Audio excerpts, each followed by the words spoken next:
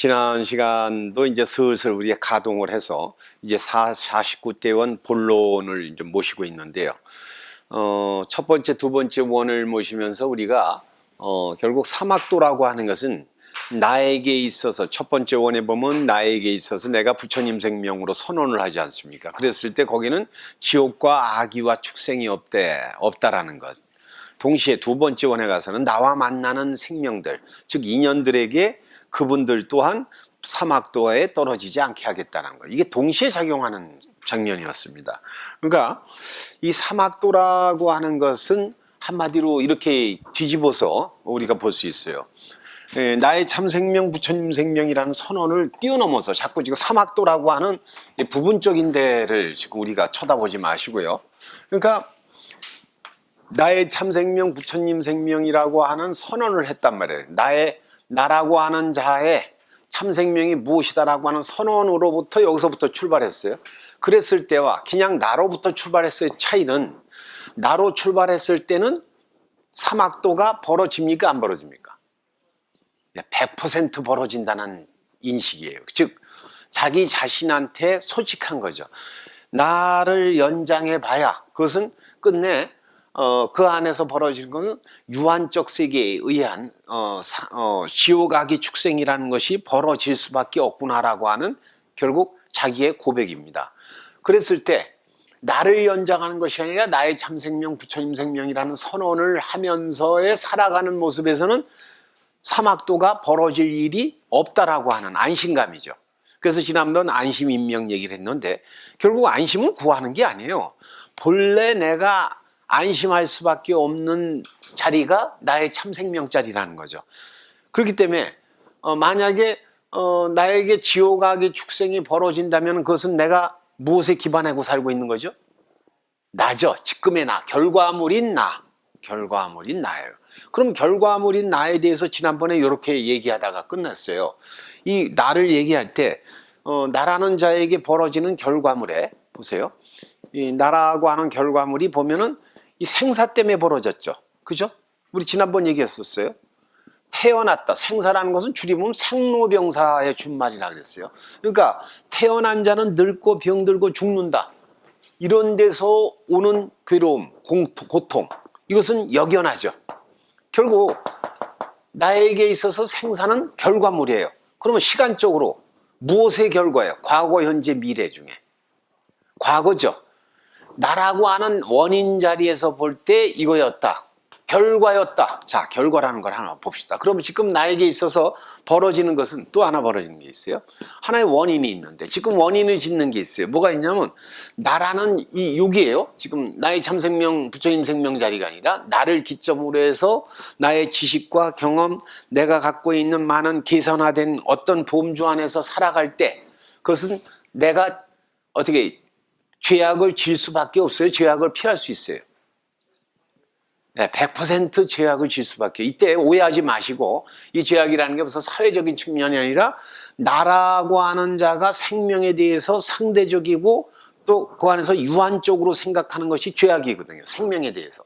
생명을 단절시킬 수밖에 없어요. 이게 죄악이에요. 결국 이 죄악이라고 하는 것이 벌어진다 그럴 때 우리가 나라는 자는 죄악을 피할 수 없구나. 근데 죄악의 결과는 언제 나타나죠?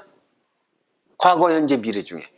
미래에 나타나죠. 그렇기 때문에 지금의 나로 봐서는 이게 죄악을 짓는 게 원인이에요. 자, 그럼 이게 인과죠. 그죠? 지금의 생사라는 것을 나에게 벌어지는구나. 라고 할 때, 자, 나에게 생사가 생로병사라는 게 벌어진다라는 것은 나로서는 피할 수 없다라는 거 우린 다 인지했어요. 예? 이게 강요가 아니라 실제로 그러하니까. 그렇다면은 내가 나에게 벌어지는 생사를 해결할 수 있어요, 없어요? 못하죠? 생각해 보세요. 내가 내 자신의 생사를 벌어지지 못하잖아요. 그러니까 예를 들어서 전에 한번 예를 든 건데 눈의 딜레마. 눈은 세상 만물을 다 봐요. 근데 오직 못 보는 게 있어요. 뭐죠? 자기 자신은 못 보죠. 그죠? 나라고 하는 범주 안에서 벌어지는 것을 나라는 자는 해결 못한다는 이 딜레마를 어떻게 할 거예요, 그럼? 이걸 대다수는 건너뛰죠. 눈 감아버리거나. 그잖아요. 나에게 있어서 생사는 역연해요. 어떻게 어려워요 지금? 지난 시간에 한 얘기를 지금 요약하느냐고 얘기하는 건데. 박법우님 되죠? 정리가 되죠? 어렵습니까? 자, 나라는 자가 태어나서, 아니 우리 정리 제대로 해보자고요. 나라는 자가 태어나서 늙고 병들고 하는 이런 보험주를 가졌을 때 보험주를 이미 정해졌다는 뜻이죠. 답이 정해진 거예요. 나라는 자는요, 태어나서 늙고 병든 게 이미 정해졌어요. 당연히 정해졌어. 근데 정해진 내가 이 생사를 해결할 수 있어요, 없어요? 있어요? 정해진 이 범주 안에서 내가 답이 나와버렸는데 이 답 아닌 다른 것을 내놓을 수 있어요? 없죠? 없어요. 그러니까 나라는 자가 생로병사가 일어난다는 것을 마주 안 한다의 문제가 아니라 나라는 속성은 생사가 역연하다. 근데 역연한데 나는 해결을 못한다는, 여기서 우리가 헤매게 되는 이유는 생사 속에서 요 안에서 좋은 일 나쁜 일을 내가 추구하려고 하는 거에 문제 있단 말이에요. 그런데 생사라는 것은 결과라 그랬어요, 논리적으로. 생사는 원인이 아니에요. 여러분, 예를 들면 내가 병들어서 불행한 게 아니고 죽어서 불행한 게 아니에요. 나라고 하는 자가 결과물로 태어났다 라고 하는 것을 눈 감고 지금 내가 원인자가 되려고 하는 거에 문제가 있죠. 내가 원인자가 되려고 할 때 뭐예요? 이 연장선상에서 가는 거죠. 나를 범주해 놓고 이거를 연장해 가려고 그래. 그러니까 생각해 보세요. 우리가 지난번에 생존 본능 얘기했었는데, 생존 본능적 측면 같은 경우에 이렇게 보시면 어떨까요? 제가 이제 저희 위에 있는 아파트 위층에서 있었던 일인데, 그 집에서 어떤 할머니가 개를 하나 기르는데 어느 날부터 되게 시끄러워, 밤에. 그러면 개가 복도에서 울면은 되게 시끄럽죠, 지저대면. 알고 보니까 그 앞에 있는 개하고 원수같이 싸우는 거야. 문을 탁 열면요, 그 앞에 개가 튀어나왔고 막 그렇게 싸울 수가 없어요. 그러니까 그 소리가 복도에 울리는 거예요. 제가 그걸 보면서 좀 궁금했어요. 저렇게까지 윈수같이 싸울까 해서 그 할머니한테 물어봤더니 그 할머니가 이유를 모르겠대. 왜? 자기네 개가 새끼를 낳았고 앞집에서 달라 그래서 줬대. 그게 딸년이야, 딸년. 이 딸년이 지네 엄마한테 그렇게 덤비는 거야. 근데 원수 싸우듯이 싸워요. 예를 들면 자기가 지 애미인지 모르는 거죠. 애미도 딸에 대한 기억이 있는지 모르겠어요. 저는 걔하고 얘기를 못 해봤으니까. 근데 뒤다 보면 나라는 보험주에 갇혀 있으면은, 그죠? 너와 대립은 끝내 면할 수 없어요. 이미 전제가 있단 말이에요. 그러니까 우리가 뭐 개들도 또 우리가 똑같은 모녀간이다라고 얘기하기에는 뭐 하여튼 놔두고, 우리가 갖고 있는 닫혀 있는 자리에서는요, 내가 하고 있는 거를 내가 이것을 완전 통제하지 못해요. 해결하지 못한다는 거예요.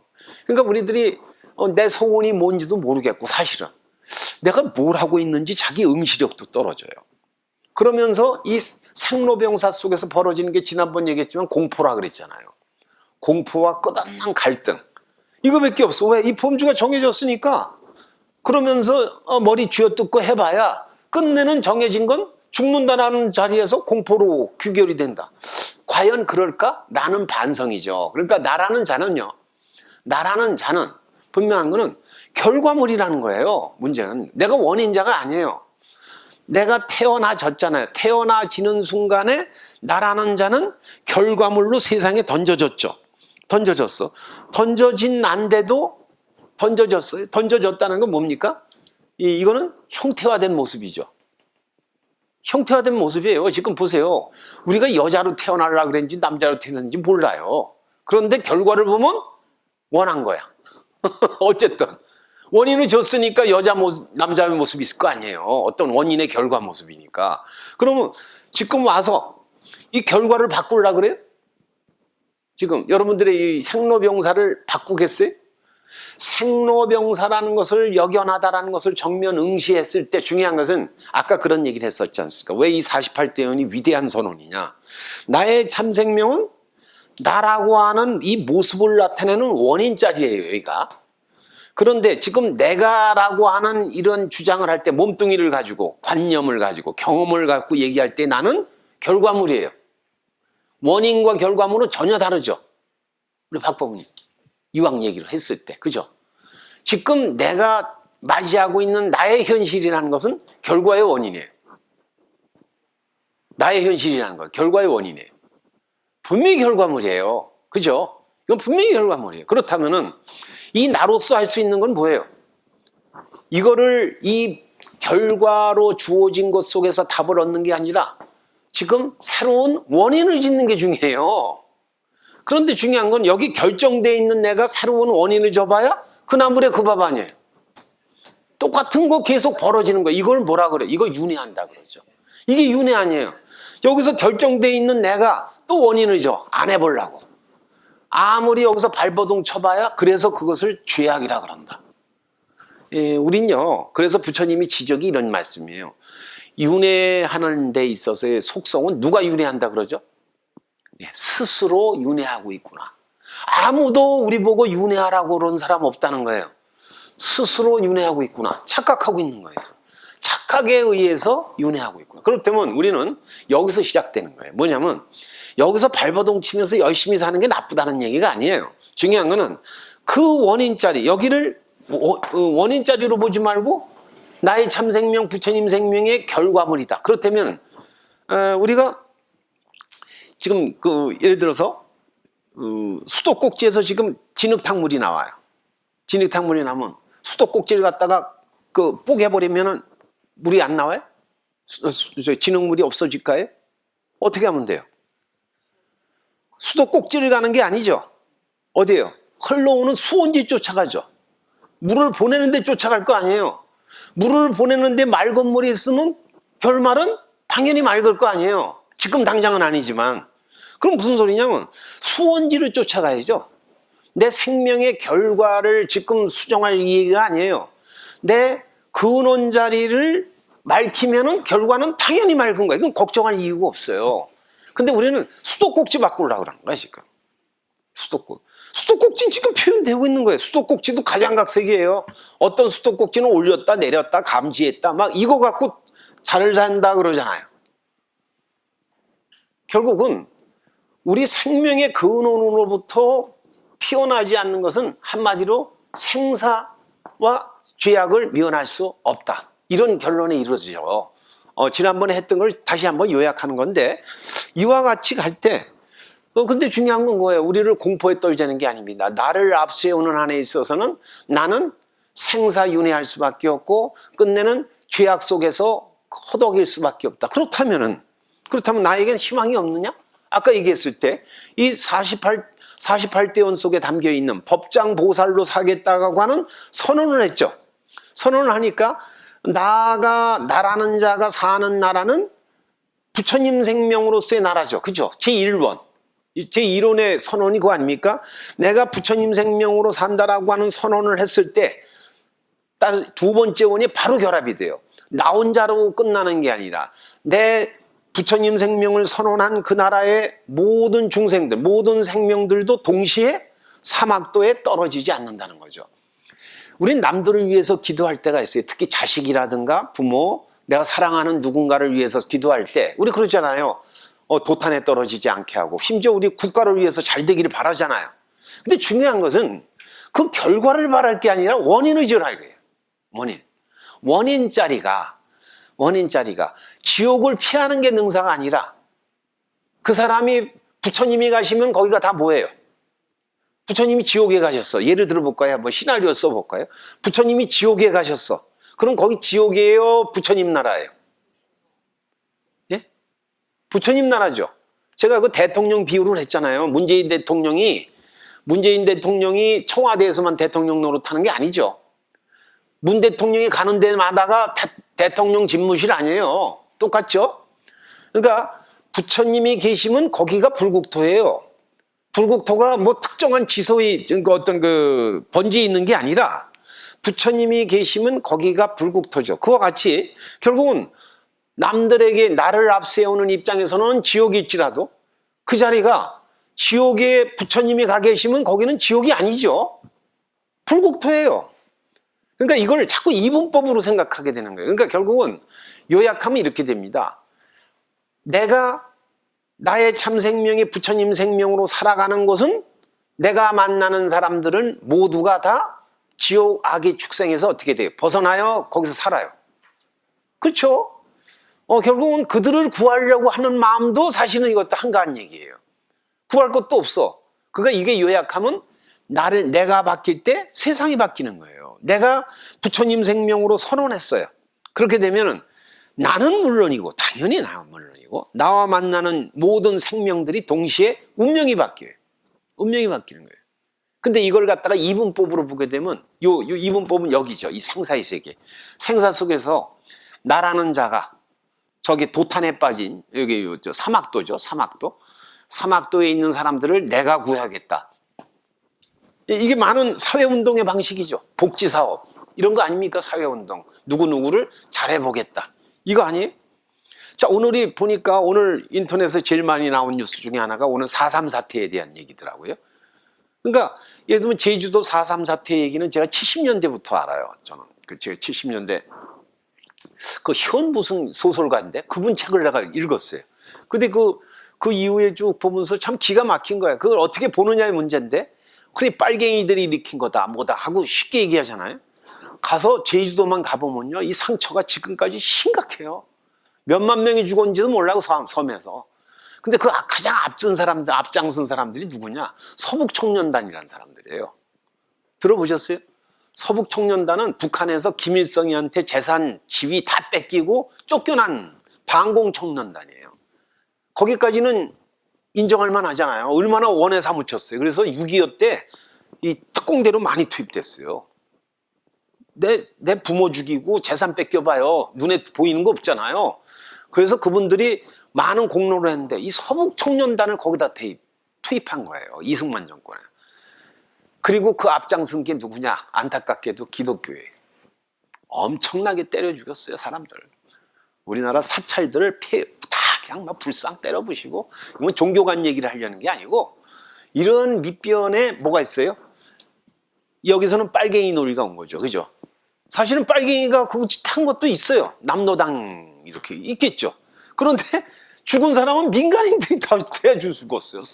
내가 왜 죽는지도 모르고 뭐 엄청나게 비참하게 그냥 죽인 것도 아니에요. 상상을 잘하게 비참하게 죽여요. 그러면 그 범주는 뭐였어요? 내 나름의 선을 추구한 거죠. 그렇지 않습니까? 내 나름의 선을 추구한 거예요. 공산당이 그랬다. 또 이쪽에서는 뭐예요? 나를 죽이니까 또 어떻게 보복 안 하겠어요? 이런 일이 벌어질 거 아니에요. 내 나름의 선을 추구해요. 제가 말씀드리려는 거는 이런 사회과학적인 해석 갖고는, 다시는 사회과학적인 시도는 반드시 또 하나의 안티를 만들게 돼 있죠. 꼭 상대적인 대립을 반드시 불러요. 오늘의 원수를 없앴어. 월행법부가 내 원수야. 그래서 원수를 칵 없앴어. 그럼 두 아들이 가만히 있어요? 그렇죠. 가만 안 있지. 어떻게 키운 아들인데. 그러면 이건 이 수레바퀴는 어떻게 돼요? 끊임이 없겠죠. 여러분, 원수를 갚는다. 아주, 그래갖고 무협영화에 보면 그거 나오잖아. 우리 아버지가 어렸을 때 억울하게 죽었어. 그걸 하려고 탁 가서 뭐 전대 고수한테 했고 무공 비급을 해갖고 딱 닦아갖고 원수를 죽이잖아요. 그럼 우린 통쾌하다 그러는데, 죽는 저쪽 원수에게도 아들이 있고 딸이 있어 또. 여러 가지가 막 엉키죠. 그럴 때 멋있는 주인공이 나와요. 옛날에 영화에 보면 외파리 시리즈. 외파리 아세요? 외파리가 맨날 탁 칼 들고 원수를 잡았어. 죽이기 직전에 여기서 칼을 던져. 왜? 살생의 끓인을 끊겠다. 어우, 멋있어요. 무협영화가 단순히 무협영화. 그러니까 내가 원수 갖겠다고 너를 죽이면 또 계속 이게 돌죠. 자, 이게 무슨 영화 얘기하는 게 아니고 이 범주 안에서요, 이거는 꼬리를 물고 계속 상대법적인 것을 이어갑니다. 왜? 내 나름의 선이에요. 선은 내 나름의 선이에요. 여기서 중요한 건 나의 선이라는 것은요, 너한테는 악이에요. 이게 난감해지네. 나한테 선이에요. 나한테 선인데 너한테는 악이야. 예? 이런 일들이 얼마나 많아져요.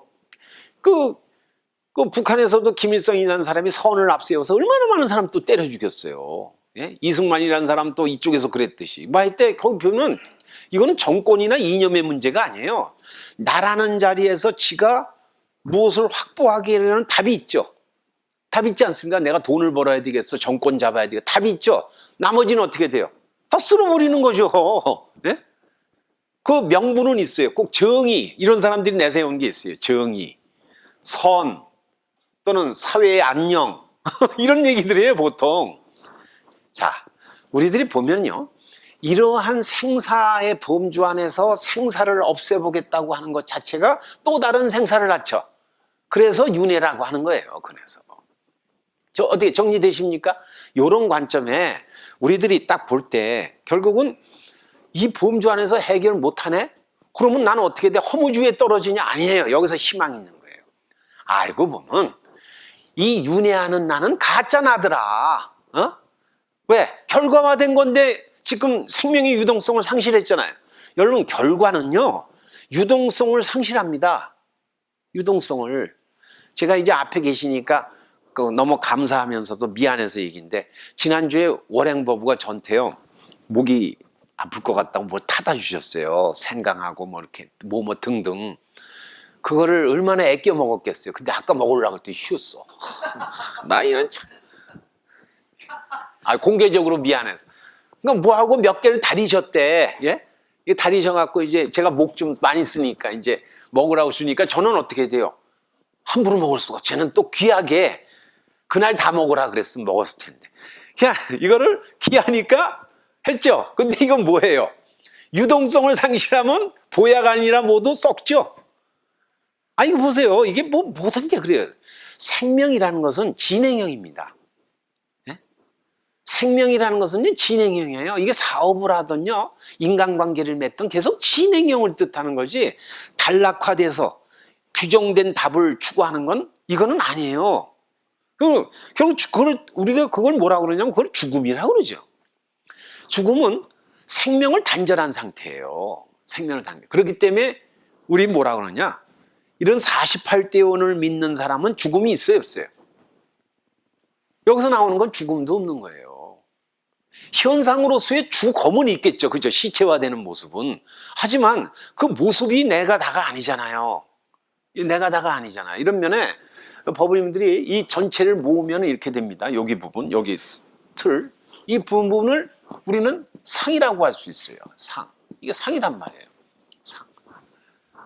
상이라는 것은 한국말로 얘기하면 꼴이죠. 꼴. 꼴. 우리 보세요. 꼴에는 반드시 오는 게 있어요. 꼴값을 해요. 이게 욕으로 많이 쓰입니다만 욕이 아니에요. 보면은 나타나는 꼴이 있잖아요. 어떤 형용사. 예? 우리 나타난 게 꼴 아닙니까? 그 나타나는 형용사의 밑변은 이 안에 이 꼴을 나타내는 뭐가 있다는 거예요. 그래서 꼴값이에요. 꼴의 값을 받으려고 그래. 그거는 이 꼴이 나타나는 근본 자리는 이게 아니다. 이 꼴의 밑변에서 무엇에 의해서 꼴값을 요구하는 거예요. 인생에. 꼴값을 요구하는데, 자 보세요. 나의 참생명 부처님 생명이라는 것은 여기 자리죠. 이게 쭉 들어오면 이 꼴값의 자리를 여태까지 여기서부터 출발하다가 이게 잘못됐어. 이게 아니네. 여기선 헤어날 방법이 없네. 그래갖고 나의 참생명 부처님 생명으로부터 시작한 꼴값은 뭐냐? 부처님 생명으로서의 꼴값이 되죠. 그러니까 어떤 모습을 나타내도 어때요? 다 그 사람이 말하면 부처님 말이고, 그 사람이 살면 부처님 행동이고, 그죠? 그 사람이 하는 사업은 부처님 사업이 되니까 불사가 되는 거예요. 이렇게 되죠. 우리가 이 꼴값을 앞세워 여기서 결과화된 이것이 앞서가 보는 순간 여기서 불행이 싹 트는 거죠. 그러니까 이 꼴 갖고 우리는 논하게 돼요. 야, 누가 말이야 어떻게 성공했대더라, 누가 행복하게 산대더라. 이게 이미 모양이 있죠.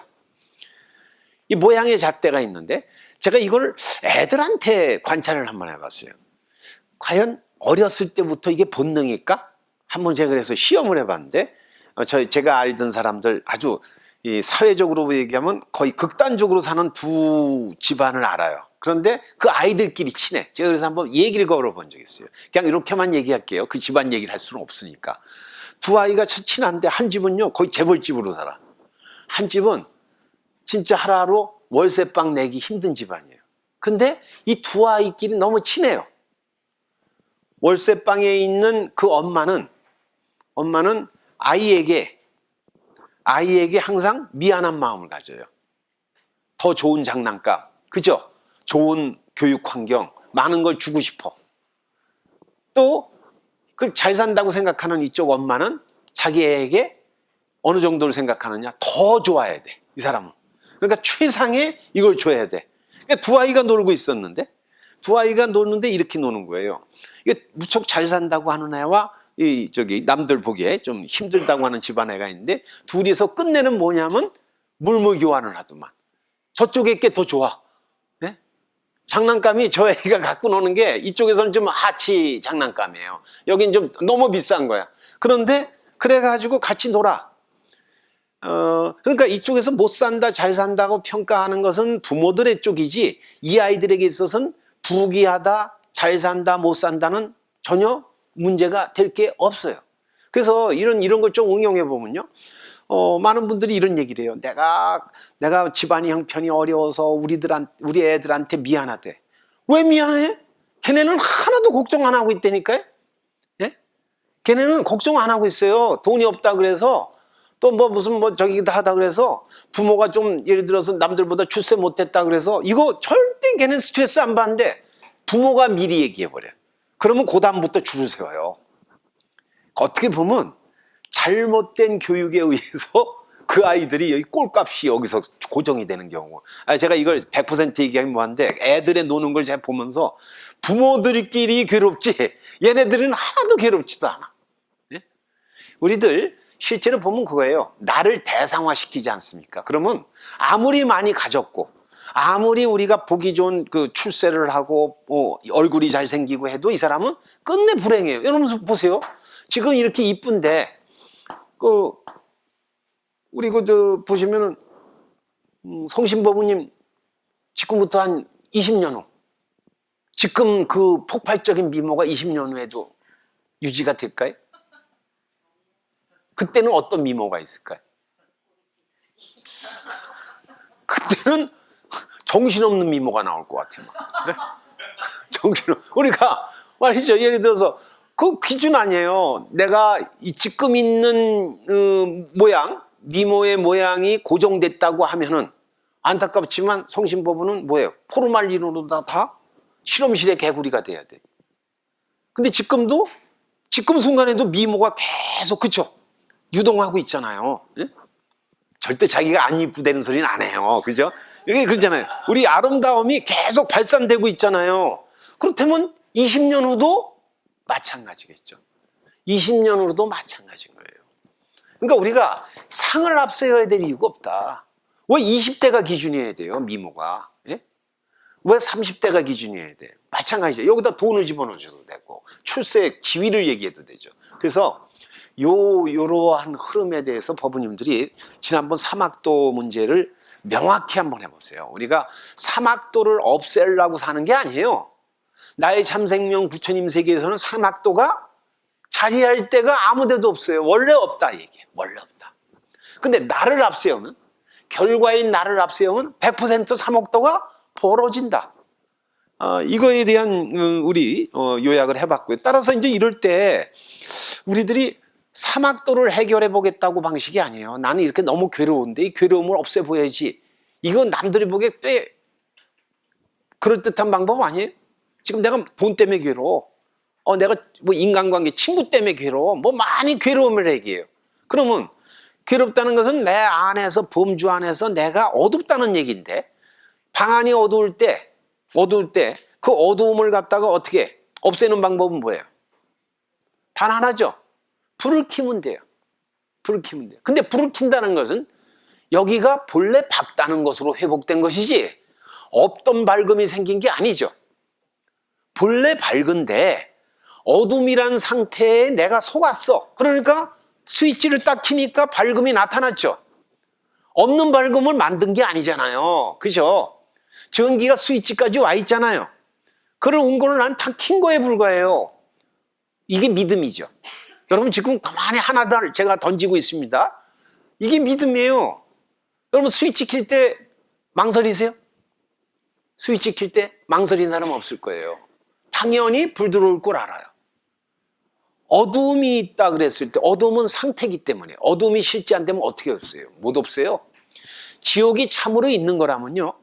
세상에 없는 용사도 지옥을 없애질 못합니다. 지옥이 없애지 못해요. 그래서 우리들이 이렇게 이걸 갖다가 이제 좀 응용해서 분명히 삶에 대한 태도를 분명히 해볼 때는 어떻게 하냐면 나와 너의 관계라고 할 때 세상이 살아감에 있어서요.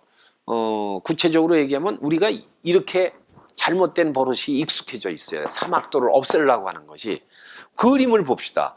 어떤 그림을 감상하러 갔습니다. 그림을 감상하러 갔는데 보통들이 이렇게 합니다. 아이 저게 그림이야? 또는 야 그림 잘 그렸어. 이런 표현들을 해요.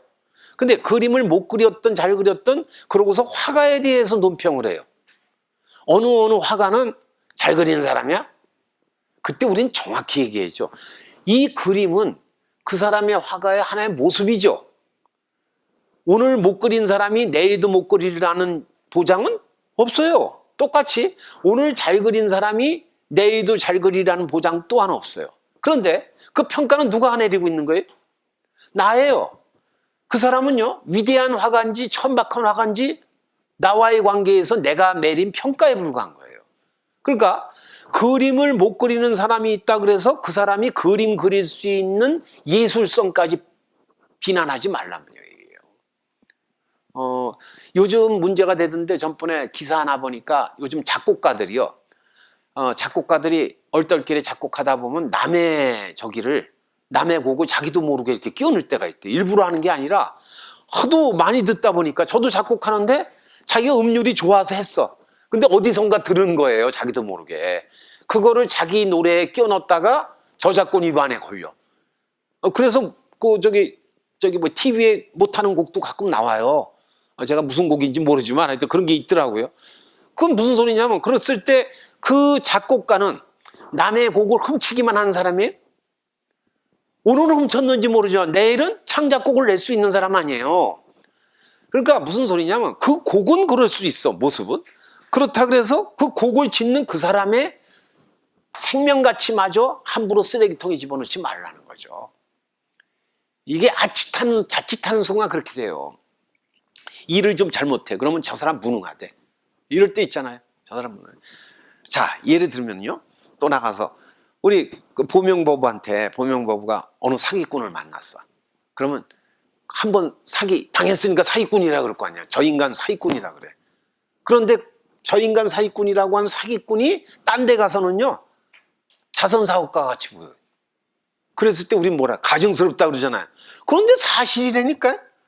나한테만 정확히 써야 돼. 말은 나한테만 사기꾼이었어요.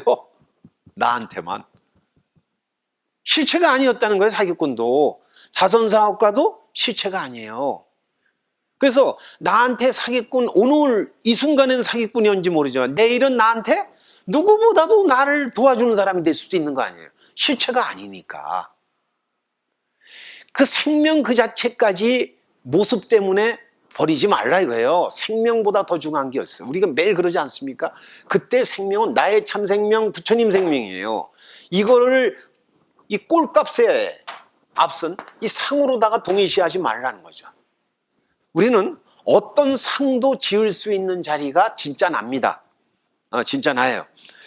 이렇게 볼 때 실제로 이렇게 벌어지는 삶이 뭘 지향해야 되느냐. 자, 이제 그 다음이 세 번째와 네 번째 원입니다. 이게요, 48가지의 이 법장보살의 그 원을 가만히 쫓아가 보시면요. 묘한 구도를 보게 돼요. 이게 맞물리고 하면서 우리를 그 완전한 본래 참생명 세계로 복귀시키고 계세요.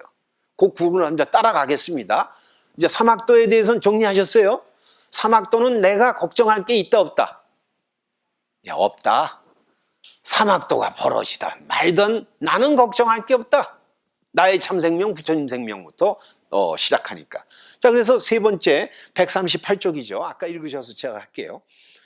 나의 참생명 부처님 생명.